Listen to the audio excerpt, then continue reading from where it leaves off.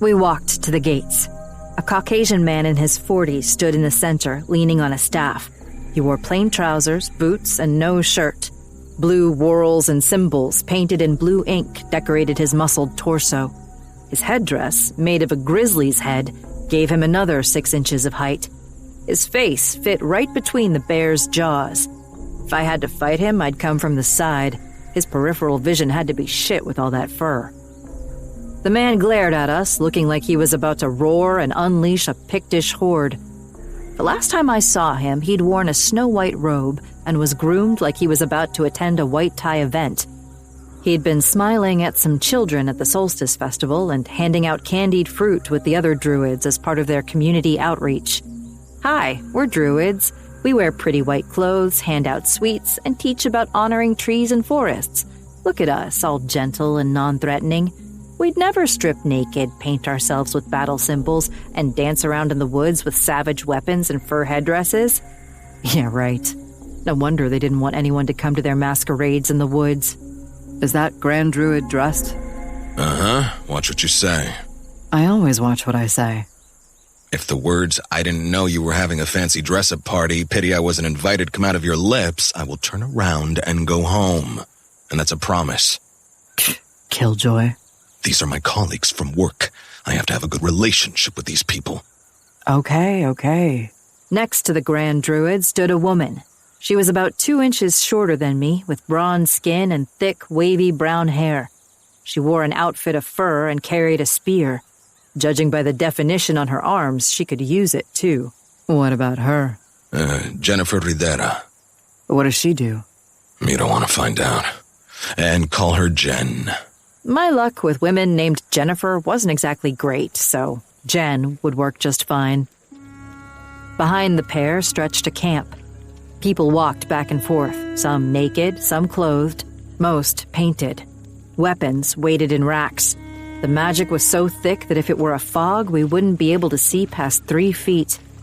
Here's hoping there were no wicker men present, because if they tried to sacrifice someone or something by burning them alive, I wouldn't be able to sit on my hands, professional relationship or not. Dressed, the Grand Druid met my gaze. You said nay. Yes. Dressed looked at Jen. She shrugged. Anything is possible.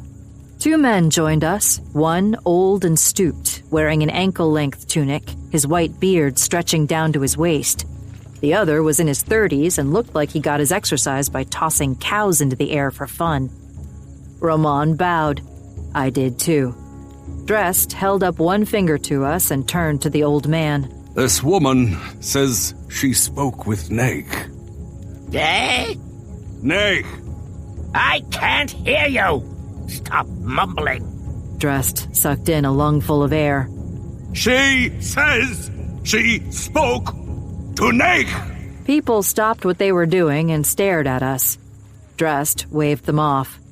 Nag? The old druid peered at him. Oh, that's not good. Dressed looked like he wanted to slap himself. Brandon, he has to wear his hearing aid when he comes to the rites. Brendan raised hands the size of shovels. What do you want me to do? Sit on him and shove it into his ear? He takes it out. He says he wants to be one with nature. Aha! I turned. Another man was striding toward us.